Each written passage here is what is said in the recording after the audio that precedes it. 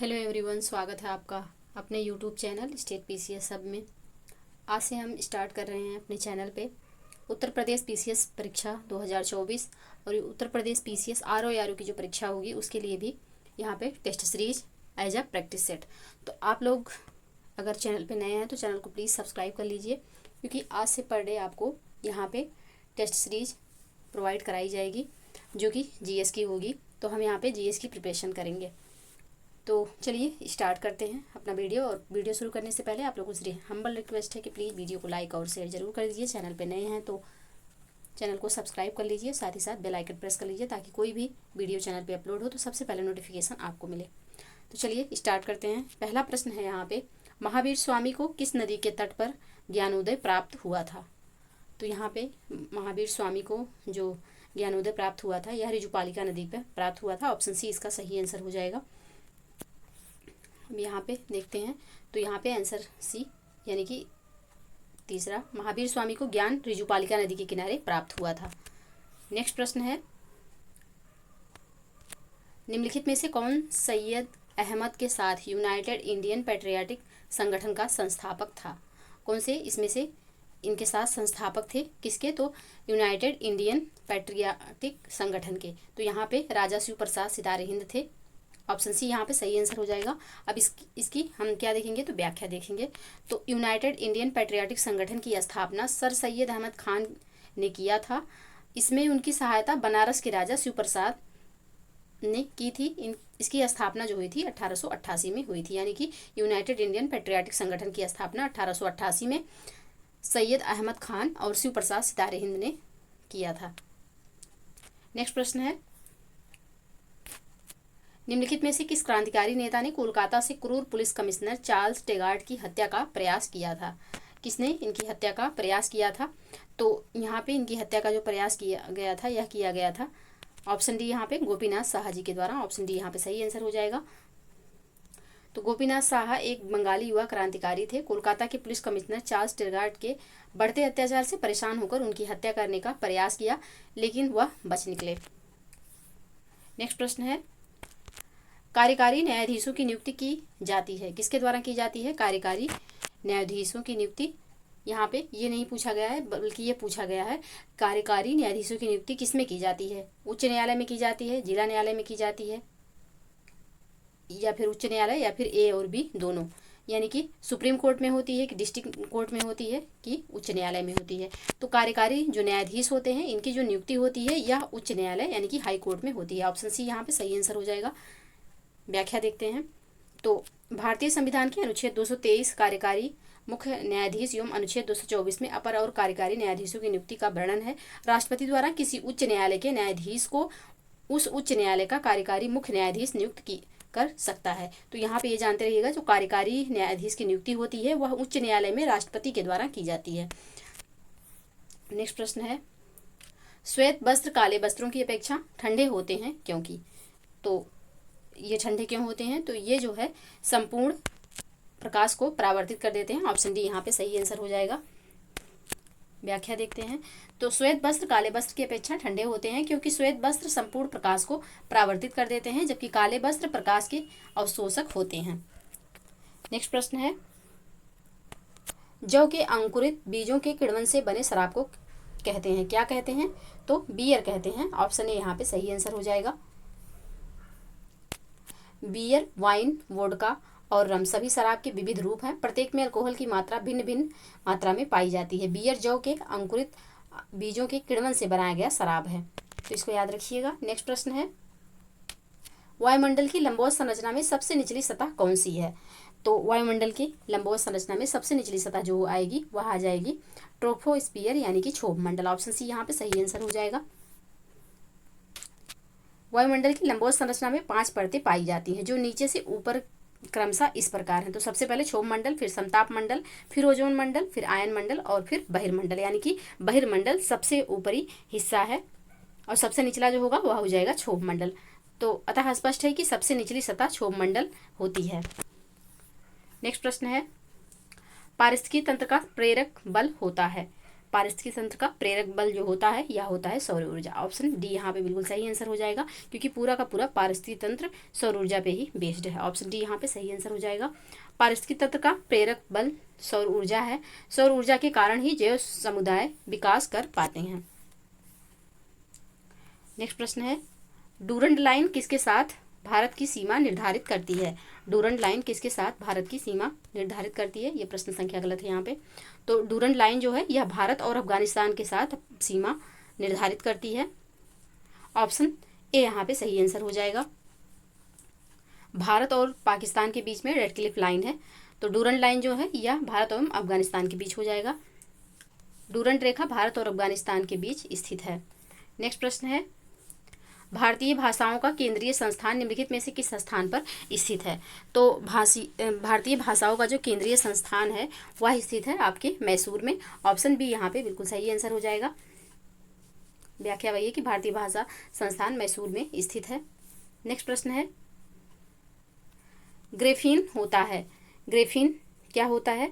तो ग्रेफीन जो होता है यह कार्बन का नैनो प्रतिरूप होता है। ऑप्शन बी यहाँ पे सही आंसर हो जाएगा। ग्रेफीन एक अणु की मोटाई वाली सामान्य कार्बन की एक पतली परत है जिसके नैनो प्रौद्योगिकी के क्षेत्र में महत्वपूर्ण अनुप्रयोग हैं। नेक्स्ट प्रश्न है, निम्नलिखित तत्वों में से कौन अर्धचालक है? कौन सा इसमें से अर्धचालक है? एल्यूमिनियम, सिलिकॉन, चांदी, सीसा। तो इसमें से जो अर्धचालक है वह हो जाएगा सिलिकॉन। ऑप्शन बी यहाँ पे सही आंसर हो जाएगा। नेक्स्ट प्रश्न है, व्याख्या है यहाँ पे, कुछ पदार्थ ऐसे होते हैं जिनकी विद्युत चालकता आचालकों की अपेक्षा बहुत अधिक परंतु चालकों की अपेक्षा बहुत कम होती है, इन्हें अर्धचालक कहते हैं। जैसे सिलिकॉन, जर्मेनियम। सिलिकॉन और जर्मेनियम जो है ये मेजर जो बार बार परीक्षा में पूछे जाते हैं, ये अर्धचालक हैं, इनको याद रखिएगा। नेक्स्ट प्रश्न है, निम्नलिखित मंदिरों में से किसे शैलकृत स्थापत्य का आश्चर्य माना जाता है? किसे इनमें से शैलकृत स्थापत्य का आश्चर्य माना जाता है? बृहदेश्वर मंदिर तंजावुर, लिंगराज मंदिर भुवनेश्वर, कैलाश मंदिर एलोरा या फिर कंदरिया महादेव मंदिर खजुराहो। किसको इसमें से जो है स्थापत्य का आश्चर्य माना जाता है? तो यहाँ पे कैलाश मंदिर एलोरा जो है इसको स्थापत्य का आश्चर्य माना जाता है। ऑप्शन सी यहाँ पे सही आंसर हो जाएगा। एलोरा का कैलाश मंदिर स्थापत्य कला का आश्चर्य माना जाता है। द्रविड़ शैली के इस विश्व प्रसिद्ध मंदिर का निर्माण राष्ट्रकूट शासक कृष्ण प्रथम ने कराया था। यानी कि एलोरा का जो कैलाश मंदिर है इसका जो निर्माण हुआ है वह द्रविड़ शैली में हुआ है। ये पॉइंट याद रखिएगा, द्रविड़ शैली में ये बना है। इसका निर्माण किसने किया है? तो राष्ट्रकूट शासक कृष्ण प्रथम के द्वारा ये इसका निर्माण कराया गया है। और एलोरा का जो मंदिर है ये महाराष्ट्र में स्थित है। नेक्स्ट प्रश्न है, आबू का जैन मंदिर किससे बना है? बलुआ पत्थर से, चूना पत्थर से, ग्रेनाइट से या फिर संगमरमर से? किससे बना है? तो यह बना है संगमरमर से। ऑप्शन डी यहाँ पे बिल्कुल सही आंसर हो जाएगा। आबू के दिलवाड़ा जैन मंदिर संगमरमर के बने हैं, जिसका निर्माण जो है गुजरात के चालुक्य यानी कि सोलंकी शासक भीमदेव प्रथम के सामंत विमल शाह ने करवाया था। यानी कि भीमदेव प्रथम के द्वारा नहीं करवाया गया था, लेकिन इनके सामंत विमल शाह के द्वारा ही करवाया गया था। तो इसको याद रखिएगा। आबू के दिलवाड़ा जैन मंदिर संगमरमर के बने हैं और इसका जो निर्माण है या गुजरात के चालुक्य सोलंकी शासक भीम प्रथम के सामंत विमल शाह ने करवाया था। नेक्स्ट प्रश्न है, किस सुल्तान के काल में खालिसा भूमि अधिक पैमाने में विकसित हुई? गयासुद्दीन बलबन या फिर अलाउद्दीन खिजली, मोहम्मद बिन तुगलक या फिर फिरोज शाह तुगलक? किसके काल में हुई? तो यह हुई है अलाउद्दीन खिलजी के काल में। ऑप्शन बी यहाँ पे सही आंसर हो जाएगा। व्याख्या देखते हैं। तो अलाउद्दीन की राजस्व और लगान व्यवस्था का मुख्य उद्देश्य एक शक्तिशाली और निरंकुश राज्य की स्थापना करना था। उसने सभी व्यक्तियों से भूमि छीन ली, फलतः खालिसा भूमि अधिक पैमाने पर विकसित हुई। नेक्स्ट प्रश्न है, 1857 के स्वाधीनता संग्राम का प्रतीक था? कमल, रोटी, बाज, रुमाल या फिर दो तलवार? कौन सा इसमें से जो है 1857 के स्वाधीनता संग्राम का प्रतीक चिन्ह था? कमल और रोटी था। ऑप्शन ए यहाँ पे सही आंसर हो जाएगा। 1857 के स्वतंत्रता संग्राम का प्रतीक कमल और रोटी था। नेक्स्ट प्रश्न है, वैज्ञानिक प्रबंधन का जनक कौन है? वैज्ञानिक प्रबंधन का जनक कौन है? ऑप्शन ए है हेनरी फेयोल, ऑप्शन बी है एल्टन मायो, ऑप्शन सी है वेस्टन बेर्नार्ड या फिर ऑप्शन डी है FW टेलर। कौन है यहाँ पे? तो वैज्ञानिक प्रबंधन के जो जनक हैं वहाँ है FW टेलर। ऑप्शन डी यहाँ पे सही आंसर हो जाएगा, FW टेलर। वैज्ञानिक प्रबंधन का अर्थ है विशिष्ट ज्ञान से किसी कार्य को विशिष्ट ढंग से चलाना। नेक्स्ट प्रश्न है, निम्नलिखित में से किस भारतीय पंचवर्षीय योजना में सभी विकासात्मक प्रयासों के सार के रूप में मानव विकास को मान्यता दी गई? ऑप्शन ए है 7वीं पंचवर्षीय योजना, ऑप्शन बी है 8वीं पंचवर्षीय योजना, ऑप्शन सी है 6ठी पंचवर्षीय योजना, या ऑप्शन डी है 5वीं पंचवर्षीय योजना। तो इस जो है यहाँ पे पूछा गया है कि किस भारतीय पंचवर्षीय, एक मिनट,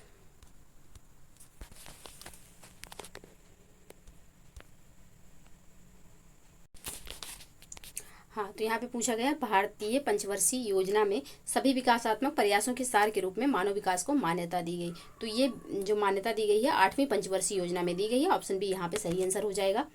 तो 8वीं पंचवर्षीय योजना द्वारा सभी विकासात्मक प्रयासों के सार के रूप में मानव विकास को प्राथमिकता प्रदान की गई थी।